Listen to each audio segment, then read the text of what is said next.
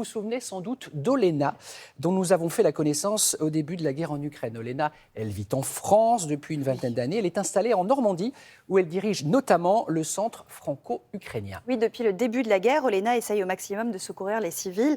Elle a aidé des dizaines de personnes, beaucoup de femmes et d'enfants à s'installer en Normandie, à tenter de se reconstruire. Nous avons rencontré certaines de ses protégées. Elles viennent de trouver un travail dans un EHPAD. C'est un reportage signé Olivier Delarue. 1, 2 et 3. Je travaille 4 jours par la semaine. On commence à 8h30 à 16h parce que les enfants vont à l'école. Donc l'école commence à 8h. C'est pourquoi. Merci beaucoup à Olena. Donc les horaires sont déjà organisés selon notre rythme, le rythme de nos enfants. Est-ce que Valentina, vous l'avez sentie douée pour la cuisine tout de suite ou elle a un talent inné pour ça, oui. Je sais que certains ont des diplômes en cuisine et ils tiltent pas aussi vite, quoi. Donc, Dès que les enfants étaient scolarisés, les premiers souhaits de maman, c'était de retrouver le travail. Tout le monde se mit pour que ces 3 femmes peuvent vraiment se réaliser leur rêve de ne pas être redevables. Parce que vous voyez, quand vous n'êtes pas chez vous, vous avez l'impression que vous êtes redevable à tout le monde. Là, il devient indépendant grâce à l'aide des gens de France.